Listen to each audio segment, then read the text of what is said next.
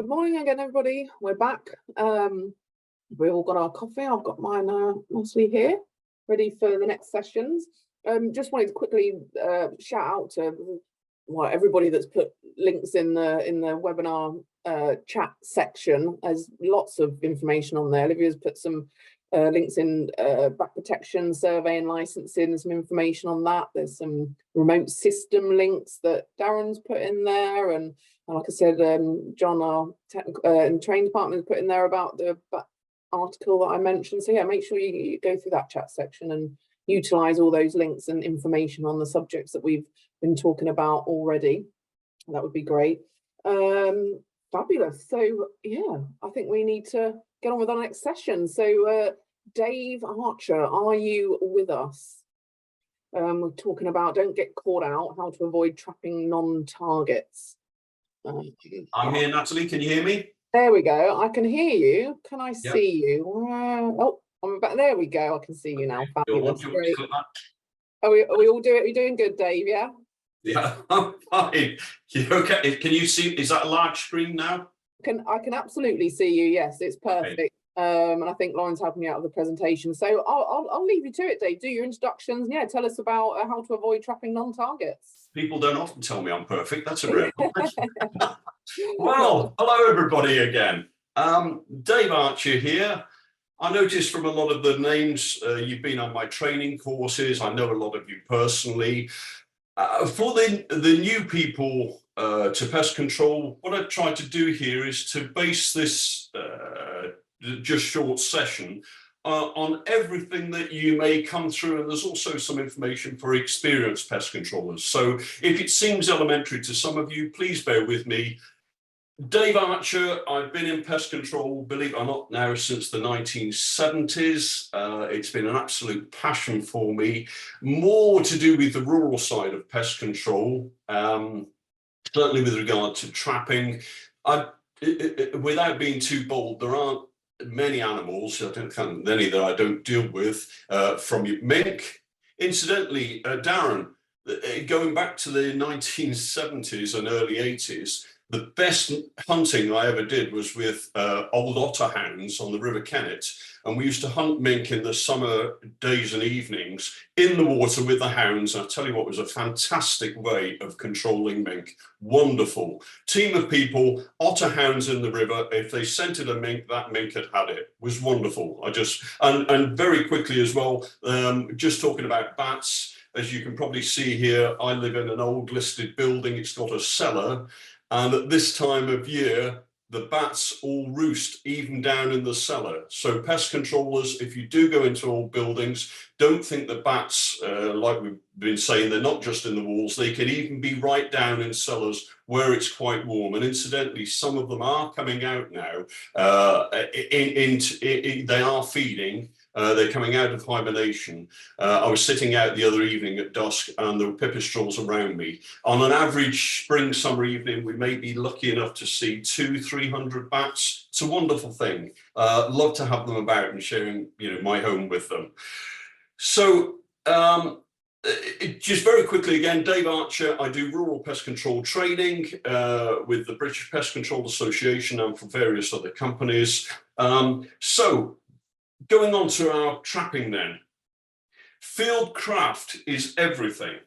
The more that you learn about your intended species is going to undoubtedly make you a better trapper.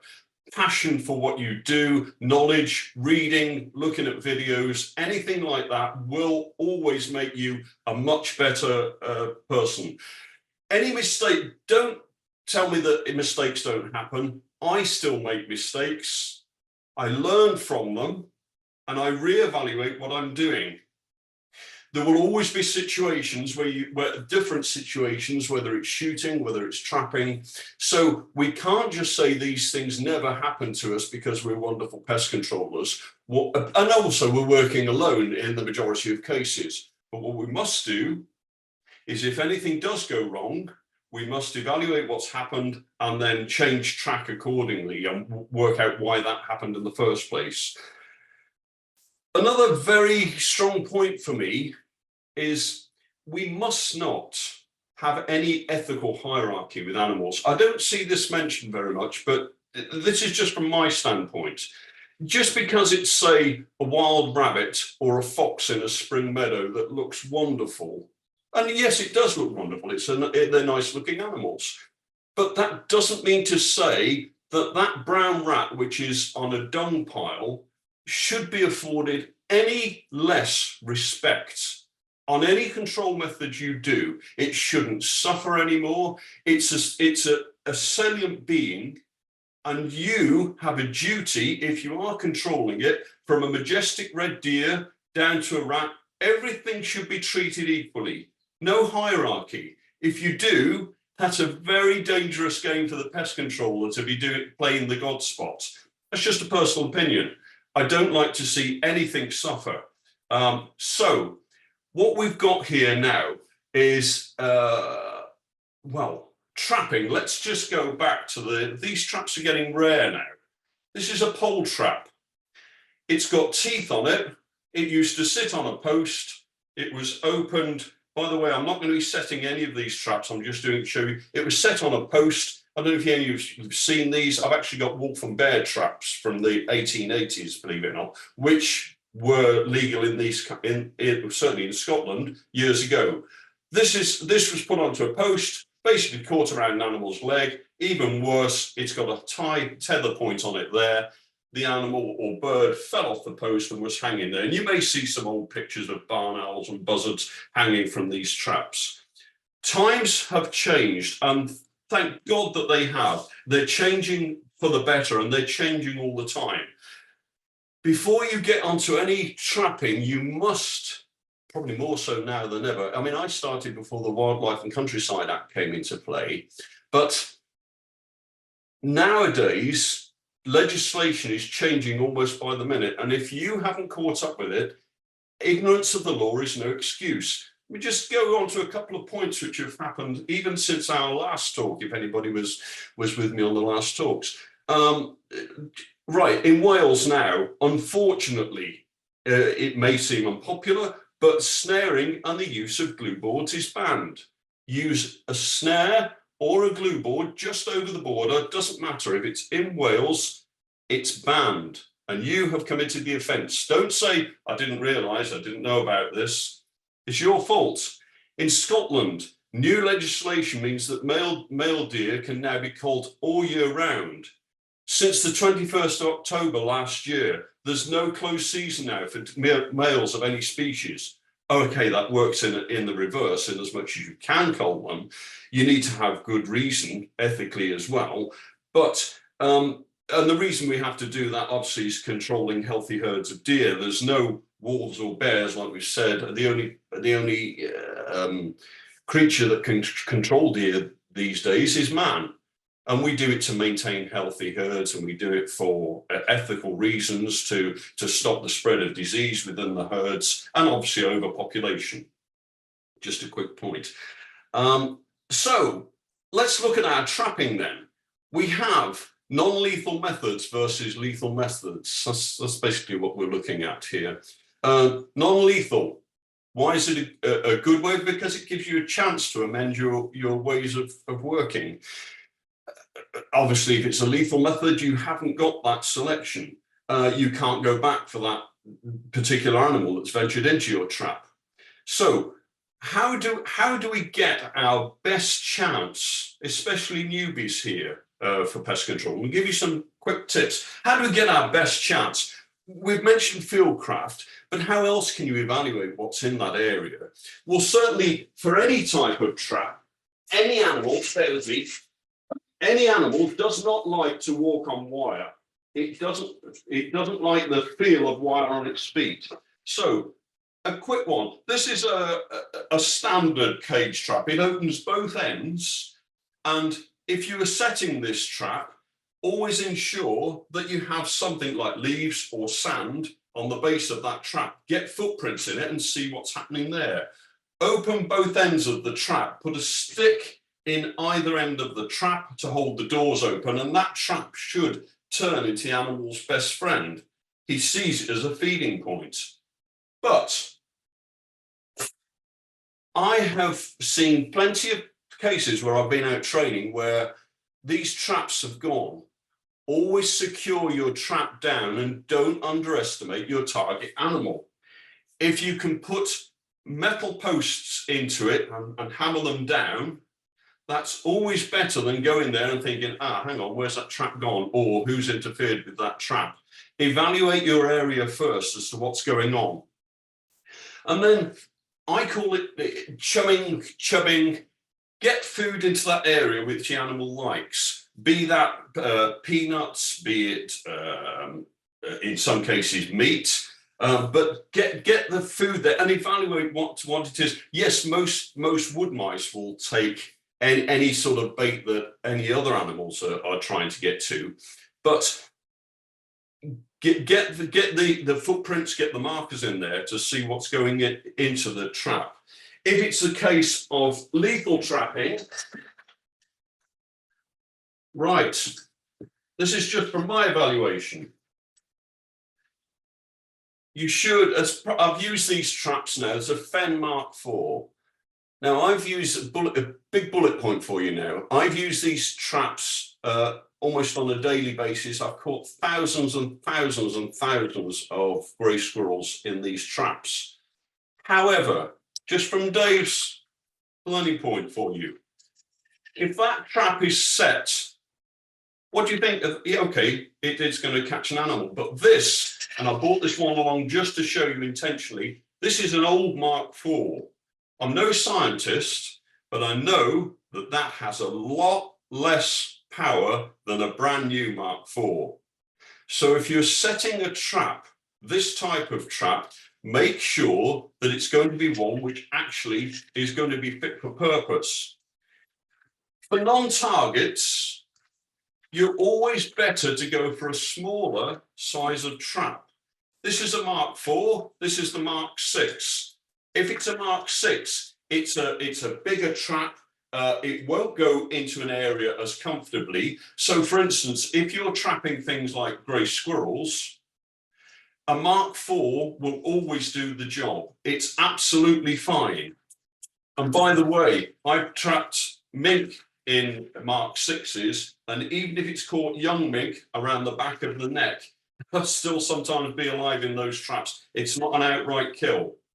But a Mark IV will always fit into a trap area better. Once you've put the traps into those areas and you've chubbed your areas as well, leave the trap with the safety catch on for a week. Make sure that if there is anything else which you don't want in that area, which shouldn't be in that area, make sure that it's not going into that trap area, and that will, until you're absolutely sure and ready, keep that safety catch on until you're all ready to go. And then every trap must be covered by law. It must be covered. Now, can we go on to that first slide there that we've got, slide number 1? Can we just bring it up for you, and then we should bring it up. Yeah, can we just show that one? Okay, thanks. If we're going back 20, 30 years, and a standard way of baiting, of trapping, was trapping in this manner, which was basically a wooden box with a trap inside, buried a fen, put a few leaves over it, and you'll see there's a couple of teeler sticks here just inside the entry either side.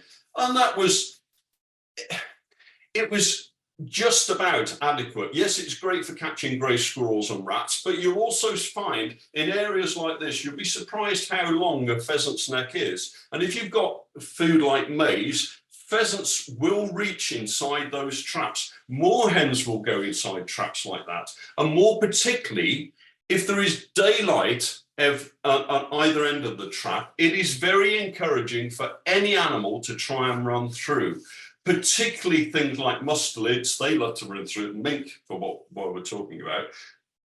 But that's an older style, which I would very rarely use that type of trapping method now. Okay, thank you for that. Thanks for that. We can go off that now. So what we're now starting to look at is a ground-based trap is, of course, it's good at catching ground-based animals. But remember, in a few months' time, there'll be hedgehogs and hoglets around, much smaller than, say, a large hedgehog, and they're running around the ground area. Now, if you're after, say, a grey squirrel campaign, why would you have to put the traps on ground level? What we have, what we're starting to use a lot more of, this is called a Finneran box. And it's a box which, and you can see here already, there are bird droppings on that. But what we have is a drop down area with a double baffle on this trap. So we have inside there, hopefully you can see all the way through, it's got a double baffle hole, and the trap itself sits neatly inside there. And then you can close up that trap door and your trap can sit neatly inside. Even better with certain types of traps, you can even see it's gone off because we have a hole in the side here.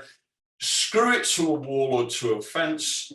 But remember, even things like woodpeckers will be curious, especially if you're using things like peanuts in your food or if you're using fat in the food. If it's a case of grey squirrels, you'd be much better to bait that trap with walnuts than, say, for instance, maize or any other attractants. And even if it's 10, 20 foot up a fence, wood mice will still go into that trap. Okay.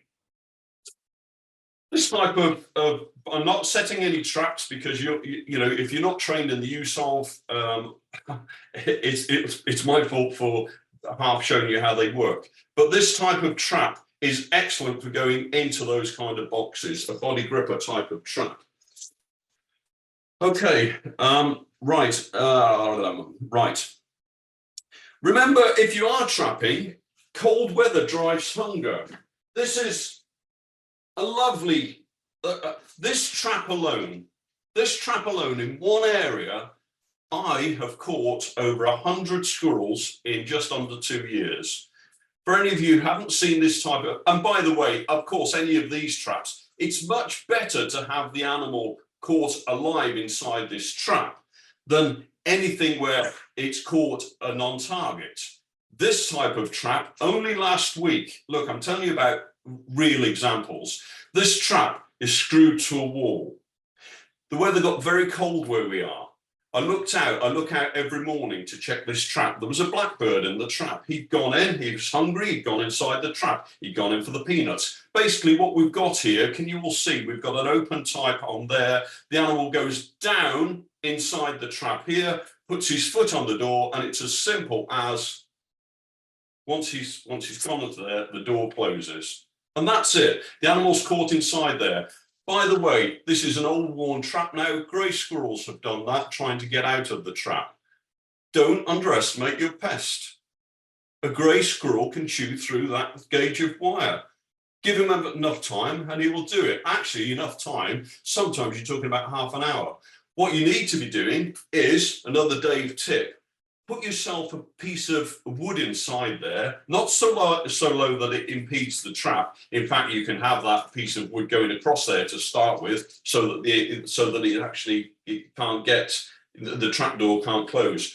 But any trap you're using, put a piece of wood inside there. The squirrel will chew on that to keep his mind off trying to escape. So, another thing on trapping, believe it or not,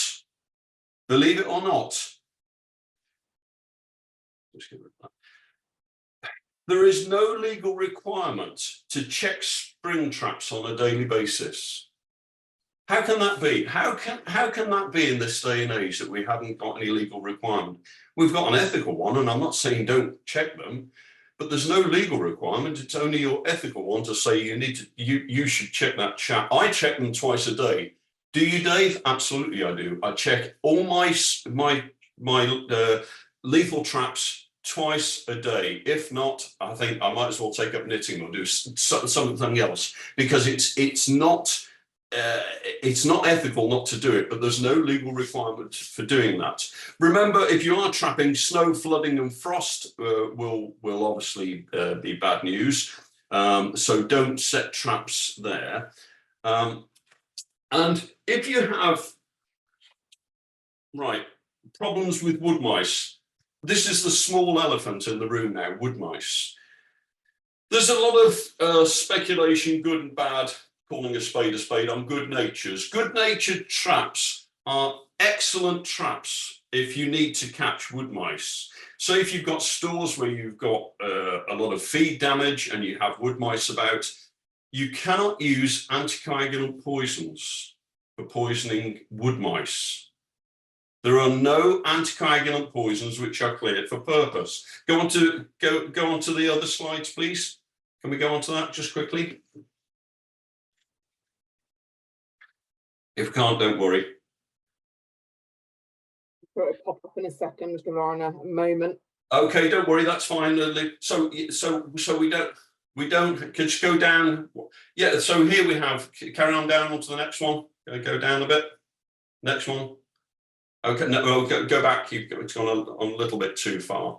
Right. Okay, there is no rodenticide cleared for wood mouse use, but the good-natured trap is excellent.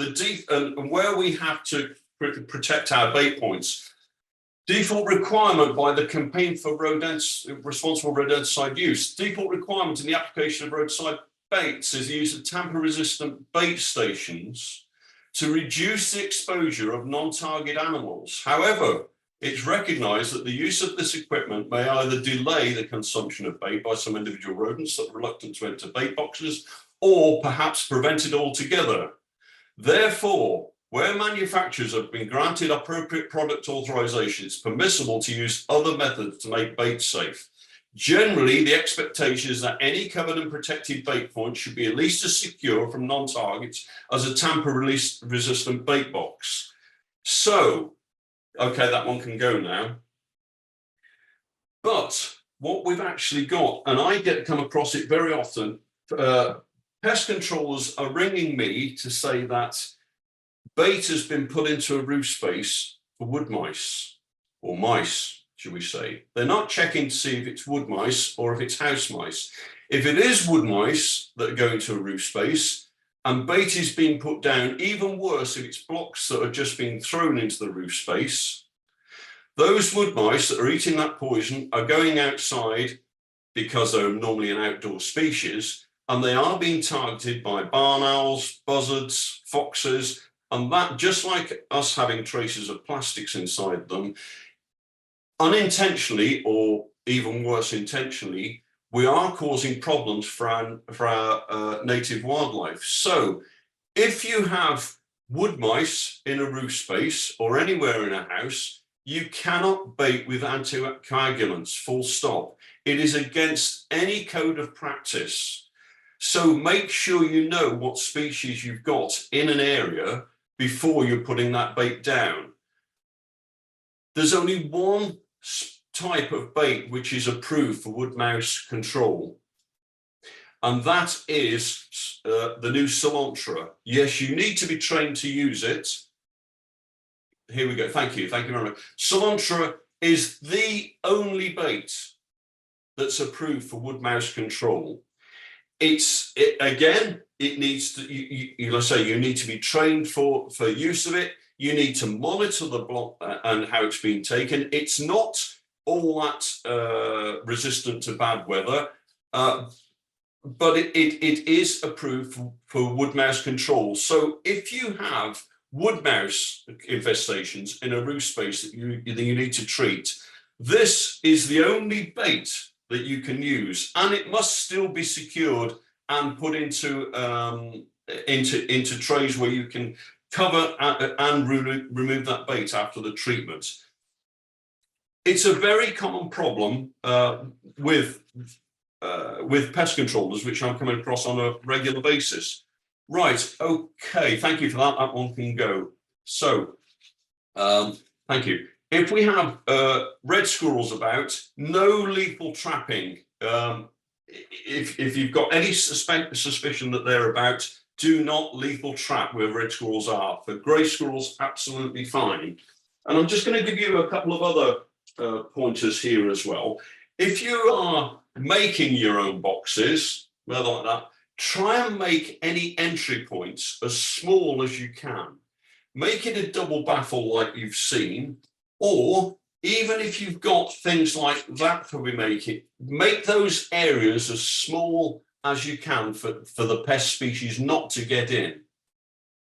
You may find that if your target animal isn't getting into that area to start with, well, that's fine. It's better for him not to be getting in to start with and he'll certainly be chewing through there to make the area big enough if he can, but you can still monitor what is or isn't going in out of there. And to make up a box with a double baffle on like that, or indeed to buy one like we've shown, is certainly the way forward. But don't also forget, for stopping non-targets getting to your bait points, it's very, very easy to make. Even the most, clumsy of DIYers can surely make boxes like this. Try and make your access hole further up any cage as opposed to at ground level. Let them climb up into it. That will, and you can see I can just about get my hand through that hole there. But it's a wonderful way for covering bait points and boxes again. Use it as a double baffle again if you want to, and cover it over with leaves and twigs if you're using it outside. If you want to put it up against a fence, it's wonderful that way as well, but it's stopping any other animals getting into that baiting point, into the trapping points. Right, I want to show you as well, just for a second, for some strange reason, we have an ignorance on snaring. It's a method I've used an awful lot over the years. You can still buy rabbit snares like this, and this is why people think snares are cruel. I'm talking on non-targets as well. That is a self-locking snare. It's illegal. The reason it's illegal, because as you can see on my arm now, that snare has, you can see, it's a strong, unforgiving snare. However, for those of you who haven't seen snaring, please try and remember this, because it may be outlawed all over the country pretty soon, and it's a great shame. Tell you why it's a great shame. Because you have, this is a professional snare. It is set deep into the ground, that part. It's turned sideways. That cannot pull out of the ground. You need to dig that back out of the ground. It's not set by any fence line or anywhere else where it can be caught, but it's set like so. You've got that part of it, the teeler. If a deer should put its foot into the snare, it's got a breakaway part of it, so it can only catch your smaller intended victim, like a fox. Why is this a good trap, and why is it a good snare, and why is it so misunderstood? Because if any non-targets go into there, it's not like that other snare I've just shown you. Let's say it's a cat that's wandered into that area. It can't tighten up. It's a holding device. And for newbies watching, please understand, this is just a holding device. It doesn't garrote an animal. If it goes away, it releases. If it goes there, it's tight. It's secured in the ground. It's for you to dispatch that animal, but they are not cruel. What I've shown you here with the other type of snare, which is now banned in Wales and Scotland, it's not cruel, especially if it's been, look, I can set that anywhere. Imagine this is your neck. It can be set anywhere. All you do, and let me tell you this, any fox I've ever come across in a snare like this isn't sitting there with, gasping for air. All they're doing is laid on the ground, knowing that the game is up because they can't get away from that. They've given up trying. It hasn't hurt them. So there's your next salient point on it. How am I doing on time, Natalie? We've got 10 minutes left. Oh, how about brilliant? Oh, is that including our questions and answers? No. Well, yeah. Sorry. Yeah.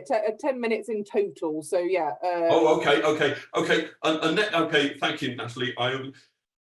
Next point: if you're using large numbers of traps, if you're doing a real big trapping campaign for, say, mink or grey squirrels. If you're doing rural work in, say, a woodland setting, you need to record where every trap is. It's okay if you're doing a garden where you've, say, got 2 or 3 traps. Yeah, okay, you've written it onto your form.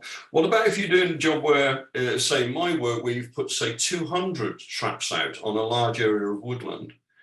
If you can't identify every trap there, and non-targets have gone into those traps, they're not suffering by intent or design.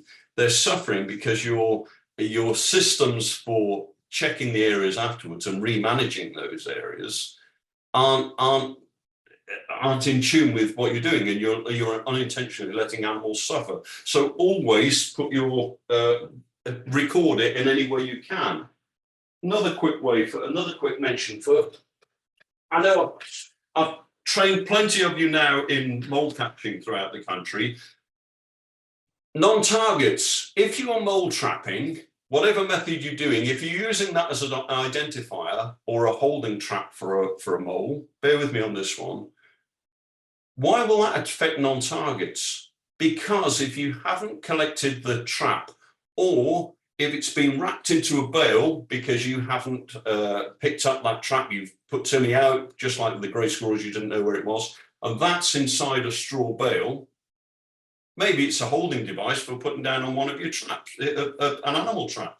It's not big enough for those cage traps, it would be pulled out the ground.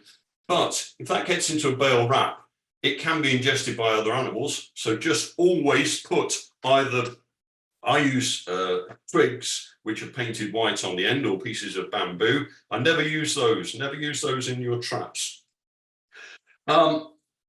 Okay, I know we've got time for questions and answers. I've only quickly gone through all our different bits and bobs on trapping there, but by all means, if there's any questions, Natalie, fire away. Okay, fabulous. Yeah, there's a couple in there. It's mostly around the legal. Oh, look, my camera's moved. Why is my camera? Okay. Why is my camera going crazy? Yeah. Robert said that he understood that mole traps and snap traps didn't legally need checking daily. However, any spring traps such as fen, body grip, canea he's under the understanding that they had to be legally checked within 24 hours. Is this not true? Well, funnily enough, aren't you and I the ones that? Funnily enough, we've researched this. I know it's an absolute eye opener, but of course I have to be very careful. I'm talking here to what, 250 people. We've checked this out with gov.uk, Natural England. Me and Natalie have researched it. I'm certainly, I can't believe that it's not part of the legislation. But from all those bodies, BASC as well, from all of those bodies and everything that we've researched as much as we possibly can, and the spring traps approval order, if you can find anything that says that those traps need to be checked once a day, please. There's nothing in any legislation that states. Agreed, Natalie? Yeah, absolutely. It's the live capture trap stuff that has that requirement. I mean, we chatted about animal welfare, didn't we, in terms of spring traps, and that it's down to the technician to really decide how often a trap, a spring trap or a snap trap, whatever it may be, needs to be checked based on where they're putting it and whether or not they feel it's in a location that's going to, prevent foul catches and things like that. It's all based on the assessment, isn't it? Sure, but I would never, I could not leave any trap, lethal trap, I couldn't leave it for a day without checking it. Now, we've also got our British Pest Control Association Code of Best Practice for spring trapping, which I would advise everybody to read on that. And if anybody's interested in the boxes or systems we've got here, they are commercially available. So yeah, absolutely. Make your traps as secure and as well hidden as you can. But there's nothing that we've got in regard of. It's only an ethical point of view, that not a legal one. Checking so them Dave, I would back you up on that. We were staggered to find there was no legal requirement to check traps, because we'd always been advising people on this 24-hour rule, and there's no legislation that we can find either that. Okay, we use it as an ethical guideline, really. How can it be? How can it be? I'm standing here. How can it be in this day and age where we have to do absolutely everything from risk assessment to management. We've got all these government departments and specialist bodies and advisory bodies, and I'm not knocking anybody, but for God's sake, 45 years on from this work, you know, I'm an absolute dinosaur in this, I know it, but it doesn't half get my goat when you, how can that go through that you don't have to check them on a daily basis?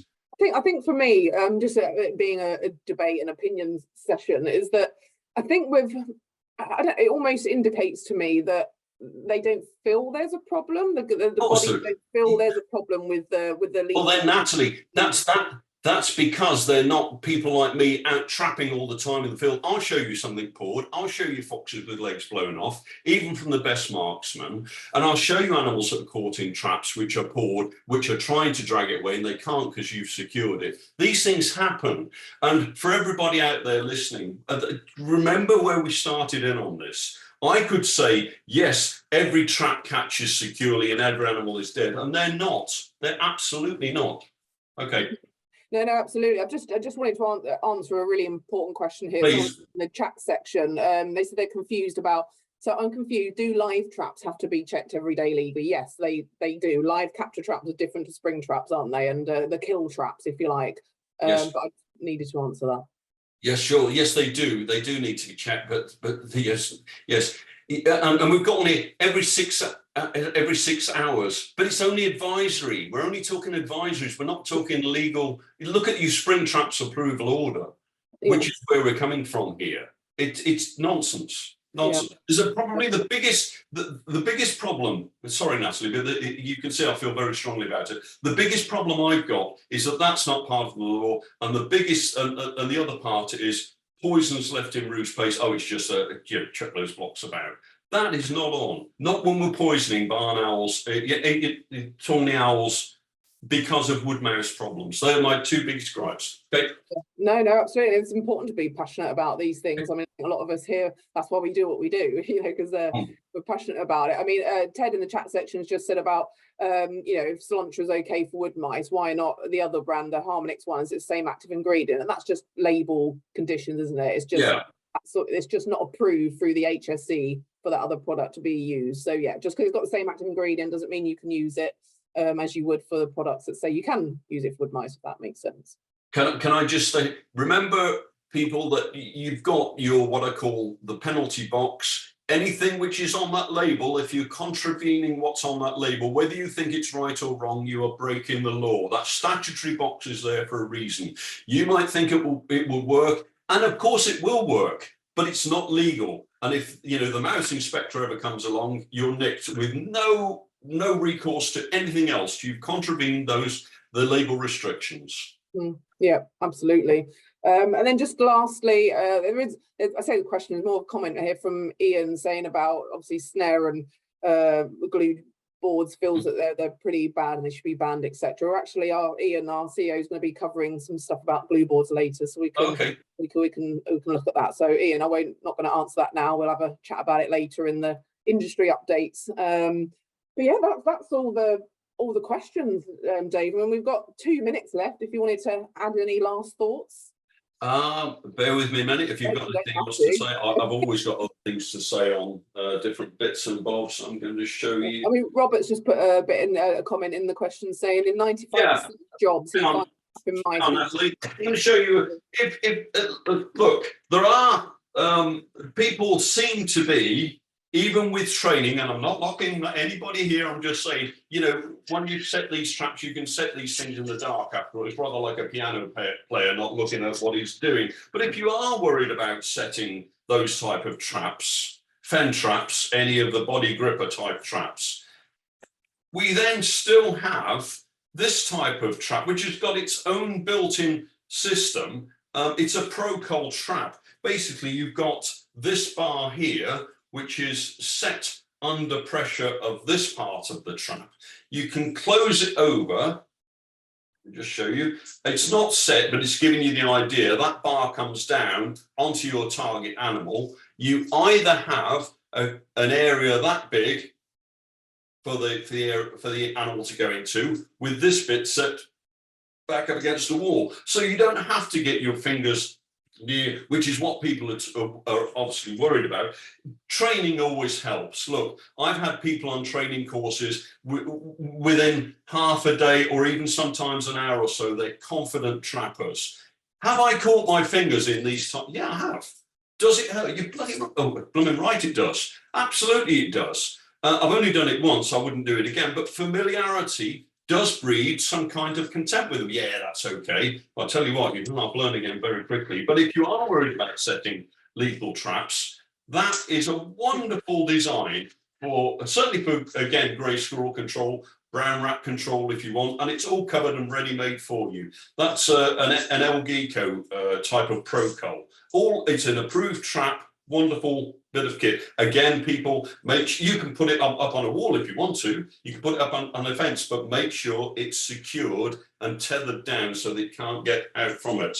Okay. Hang on, Natalie. Hang on.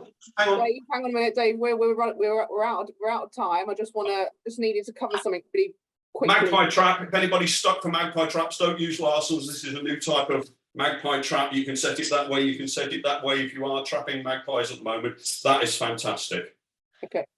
Just wanted to cover something quickly. John Stewart's put a comment in the chat section about the Protections of Animal Act 1911 and saying about daily checks there. But yes, we have seen, we did look at that, but that is only for hares.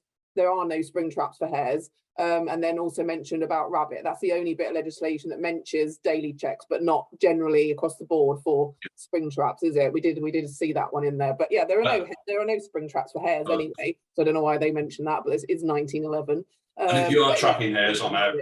I'm out of trapping hares. No, thank you. Yeah. They're good chaps. We're 1 minute over now. You know, we're gonna get told off, Dave. Yeah. No, wonderful. Thank you so much, as always. So interactive, so passionate, and yeah, it was wonderful to have you again. Thank you. Thank you very much. Everybody, take care. Thanks, Dave. See you. Thank you.